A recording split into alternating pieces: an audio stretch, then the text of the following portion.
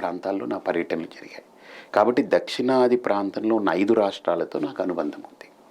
So, ఈ నేపథ్యంలో నన్ను అమిత్ షా గారు పిలిచి, ఎప్పుడైనా భవిష్యత్తులో దక్షిణాది రాష్ట్రాల తరపున స్వామీజీ మాకొక అద్భుతమైన సేవలు మా పార్టీకి అందిస్తారని మేము భావిస్తున్నామని కూడా చెప్పారు.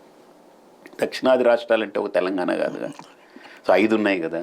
సో కాబట్టి ఆ దిశగా నన్ను వారు ఇన్వాల్వ్ చేశారు. చేసిన తర్వాత ఒకరోజు నడ్డా గారు అప్పుడు ఆయన తెలంగాణకి బాధ్యత తీసుకున్నారు 2018 ఎన్నికలప్పుడు. రాత్రి 9:30, 10 గంటలకి నేనుంటున్నటువంటి ప్రాంతంలోకి వచ్చి ఇలాగ అమిత్ షా గారు పంపారు, మీరు క్యాంపెయినింగ్ చేయాలి తెలంగాణలో, మీరు బాధ్యత తీసుకుంటే బాగుంటుంది, మీరు పార్టీలో జాయిన్ అయ్యారు కదా అని. అంటే వారు ఏం చెప్తే అది చేస్తాను తప్పకుండా అన్నాను.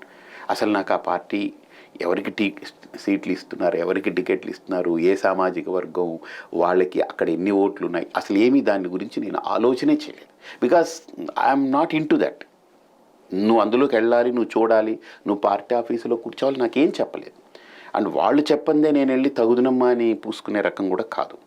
ఓకే, నాకు కావాలి అంటే నేను వెళ్ళడం వేరు, లేదా వాళ్ళు వెళ్ళమంటే వెళ్ళడం వేరు. ఇది రెండూ జరగనప్పుడు నేను వెళ్ళి పూసుకొని రాసుకొని కూర్చోవలసిన అవసరం లేదు. సో నాకేం తెలియదు. అప్పుడు వారు అన్నారు క్యాంపెయిన్ చేయాలన్నారు.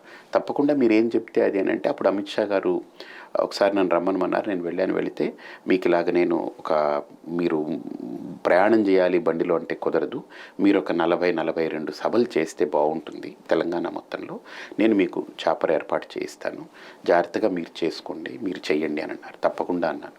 నేను వారు అన్నందుకు వారు 42 అని చెప్తే నేను 64 దాకా నేను చేశాను.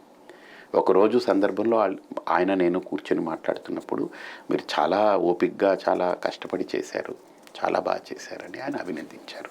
అంతవరకే. They never calculated me for Telangana politics are number games కానీ వాటికి నన్ను కోరిలేట్ చేయలేదు. నేను ఆ దిశగా నేను ఆలోచన చేయలేదు.